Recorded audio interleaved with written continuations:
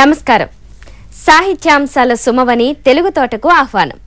కవనం, విమర్శ, విశ్లేషణ, పరిచయం, సమీక్ష ఇలా ఎన్నో అంశాల సమాహారమే ఈ తెలుగు తోట సంచిక కార్యక్రమం.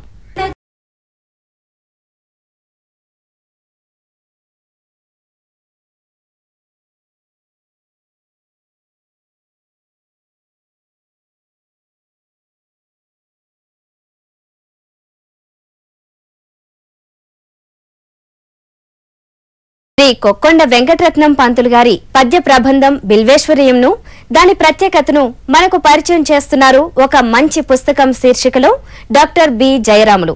ఆ విశేషాలేంటో విందాం.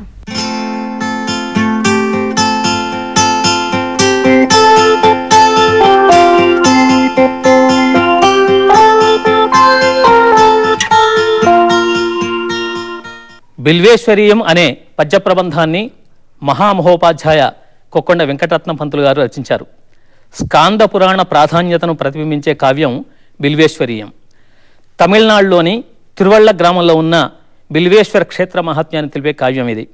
దీనిలో సంఖ్యాశాస్త్రం సాంకేతికంగా నిక్షేపించారని, అక్షరాలు సంఖ్యా విలువలు ఉన్నవని, బిల్వేశ్వర అనే అక్షర సంపుటికి 3442 సంఖ్య అని అర్థం కాగా బిల్వేశ్వరీయంలో అన్ని పద్యాలు ఉన్నాయన్నారు విజ్ఞులు.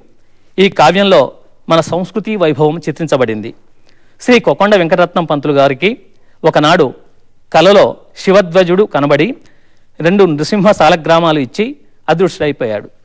తర్వాత ఆయనకు కుమార నరసింహం, తర్వాత శాంతానంద స్వామి, వెంకటసిరి నరసమ్మ, కమలాంబికలు జన్మించారు. ఒకసారి కడపలో ఉద్యోగం కోసం ఆయన వెళుతూ ఉండగా ఆ కడపలో ఒకనాటి రాత్రి పడుకొని ఉన్నాడు. తెల్లవారుజామున అక్కడ ఉన్నప్పుడు కామాక్షిదేవి ఆమెను సేవించినందువల్ల ఆమె కలలో కనిపించింది. ఆ రాత్రి అక్కడే ఆయన స్మరిస్తూ పడుకున్నాడు. ఆ రాత్రి ఒక వృద్ధ బ్రాహ్మణుడు వచ్చి ఆయనతో మాట్లాడి, బాబు నీవింకా అభివృద్ధిలోకి వస్తావు, అప్పుడు నన్ను మా వాళ్లను కొంచెం చూస్తూ ఉండు, మర్చిపోకే అని చెప్పి మర్నాడు ఉదయమే ఆయనకు పెరుగన్నం పెట్టి ప్రయాణం సాగించమని చెప్పి పంతులు గారు ఆ బ్రాహ్మణ్ణి అప్పుడు పేరు అడిగారు. ఏమండి మీ పేరు చెప్పలేదు, మీరేమో నాకు పెరుగన్నం ఎంత ఇచ్చారని చెప్పేసి అడిగారు. అప్పుడు ఆయన తన పేరు బిల్వనాథుడని, తన ఊరు తిరువళ్ళ క్షేత్రం అని చెప్పి ఆయనకు దారి చూపి కొంత దూరం వెళ్ళగానే అదృష్టుడైపోయాడు. ఆ దారి వెంట వెళ్ళిన పంతులు గారు తిరువళ్ళ క్షేత్రం అనేటువంటి బిల్వారణ్య క్షేత్రాన్ని దర్శించారు.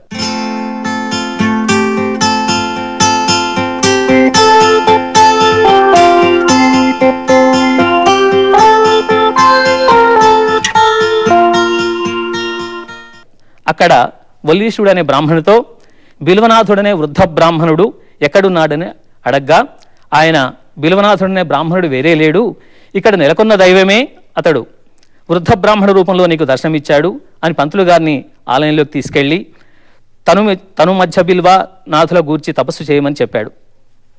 పంతులు గారు దీక్షతో తపస్సు చేసి తను మధ్య బిల్వనాథుల సాక్షాత్కారాన్ని పొందారు. ఆ స్వామి అనుగ్రహంతో కవితాధార అలవడి బిల్వనాథ శతకం మొదట రచించారు. ఆ తర్వాత బిల్వేశ్వరీయం అనే ఈ గ్రంథంతో పాటు అనేక గ్రంథాలను ఆయన రచించారు. పంతులు గారు ద్వైత సంప్రదాయం పాటించే మధ్వ కుటుంబంలో పుట్టిన విస్తార పాండిత్యం, వేదాంత గ్రంథాల అధ్యయనం ఆయనను అద్వైతం వైపు ఆకర్షితం చేశాయి. కందం చెప్పిన వాడే కవి అని మనకు ప్రసిద్ధ నానుడి ఉంది. అందరూ గౌరవించే ఆ కందంతో పాటు కొక్కొండవారు మాకందం, రమాకందం, మహాకందం, జఘన చపలాకందం అనే కందాలే కాక కవికంఠభూషణ వృత్తం, లక్ష్మీ వృత్తం, శతపత్ర వృత్తం, భూతిలకం లాంటి వృత్తాలను వెండి, బంగారం, తేటిబోటి, ఆటబోటి అనే కొత్త ఛందస్సులను సృష్టించి తమ బిల్వేశ్వరీయం అనే పద్యకావ్యంలో వాటిని పొందుపరిచారు. ఈ కావ్యం బిల్వారణ్య ప్రశంసతో ప్రారంభమై బిల్వేశ్వర కళ్యాణంతో ముగుస్తుంది. దుర్వాస శాపంతో లక్ష్మీ విష్ణువులు భూమిపైకి వచ్చి బిల్వేశ్వరుని సేవించారు. దుర్వాసుడు ఔరువుని శాపంతో అంబరీషుడనే రాజుతో అవమానం పొందడం లాంటి ప్రధాన కథతో పాటు గేయ శాండిల్య వృత్తాంతం, కాళకథ, భీమ కథ, మత్త కథ, శూర కథ, నంది కథ, శంకరాచార్య కథలు దీనిలో చోటు చేసుకున్నాయి. ఈ కథలన్నీ ఆయా నీతులను బోధిస్తూ ఉపదేశాత్మకంగా ఉన్నాయి. వీటిలో ఒక భీమ కథను పరిశీలిద్దాం.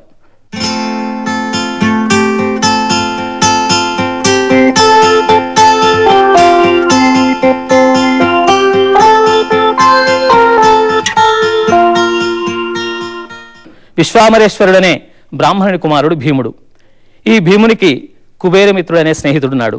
అతడు దేశంలోని క్షేత్రాలన్నీ చూసి వచ్చానని భీముడితో చెప్పగా, నువ్వు చూసిన క్షేత్రాల్లో నీకు కనిపించిన గొప్ప వ్యక్తి ఎవరు అని భీముడు ప్రశ్నించాడు. అప్పుడు కుబేరమిత్రుడు, వృద్ధాచలంలో నాథశర్మ అనే గొప్ప విద్యావంతుడు మేధావి ఉన్నాడు అని చెప్పాడు. తనను తీర్థయాత్రకు తీసుకెళ్తే అతన్ని దర్శించుకుంటానని చెప్పి భీముడు కోరాడు. అలాగే అతడు కుబేరమిత్రుడు భీముని తీసుకెళ్లి నాథశర్మకు పరిచయం చేశాడు. అలా నాథశర్మతో స్నేహం ఏర్పరచుకొని ఉన్నాడు భీముడు. భీముడు కపట బుద్ధి, ఆషాఢభూతిలా నాథశర్మను నమ్మించాడు. ఒకసారి నాథశర్మ చిదంబర యాత్రకు వెళ్ళగోరి తన దగ్గరున్న విశేష గ్రంథాలను భీముని చేతిలో పెట్టి వెళ్ళిపోయాడు. అతడు తిరిగి వచ్చాక తాను కొన్ని మంచి గ్రంథాలను సంగ్రహించి అతనికి చెప్పకుండా తక్కిన వాటిని అతనికి ఇచ్చేశాడు. తీసుకున్న గ్రంథాలతోని తన ఊరు చేరుకున్నాడు. అక్కడ నాథశర్మ తన పుస్తకాలలో కొన్ని విశేషమైన గ్రంథాలు మాయమవడం చూసి ఆగ్రహంతో ఈ గ్రంథాలు తస్కరించిన వాడు మూకుడు అవుగాక అని శపించాడు.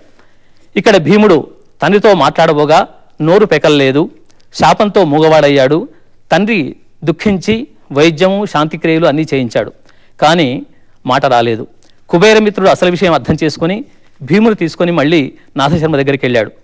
అతడు తప్పు చేయకూడదని చెప్పి ఇతని హితబోధ చేసి, మేలు చేసిన మేలగు చాలా, కీడు సేయ కీడగు, కీడేల సేయవలయు మేలే చేయంగరాదకో, పోలజూడ బుద్ధియే మెలుకిళ్లకు మూలమగును అని చెప్పి ఆయన్ను పొమ్మని చెప్పాడు. తర్వాత రోమశుడు అనే మునికి నమస్కరింపచేశాడు ఈ భీముణ్ణి. అతడు ఈ భూమినికేమో పంచదశి ఉపదేశించాడు.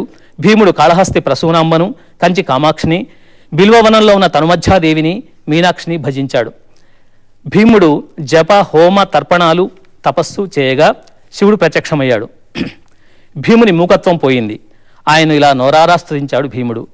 అరుణారుణ కరుణామయి హరిణాధిప మధ్య, శరణాగత భరణా శశి శరణాతను మధ్య, శరణమ్మని నిరనమ్మితి చరణమ్మును నీదే, కరుణింపుము కరుణింపుము కరుణింపుము నన్ను. ఈ స్తోత్రంతో తనుమధ్యాదేవి చాలా ఆనందించింది. మొత్తం మీద భీమకథ ఇలా విశేషంగా దీంట్లో ఉపాఖ్యానంగా కనబడుతుంది. కదలీపాకంలో నడిచిన ఈ బిల్వేశ్వరీయ కావ్యం ప్రధాన ఇతివృత్తం, ఉపాఖ్యానాలు అన్నీ కూడా మానవ మూల్యాలను బోధిస్తూ భక్తిని కలిగిస్తూ ముక్తిదాయకాలుగా ఉన్నాయి. విశిష్టమైన పద్యరచనా విధానం కొక్కొండవారి ప్రతిభా వ్యుత్పత్తులను మనకు తెలుపుతూ ఉంది. ఈ కావ్యంలోని అంబరీషోపాఖ్యానం మీద పోతన గారి ప్రభావం స్పష్టంగా కనబడుతుంది. పోతన ఉపాఖ్యానం భక్తి యొక్క శక్తిని మనకు తెలుపుతూ ఉండగా, బిల్వేశ్వరీయంలోని కథ అరిషడ్వర్గాల్లోని కోపాన్ని తొలగించుకోవాలని చక్కటి సందేశాన్ని ఇస్తుంది.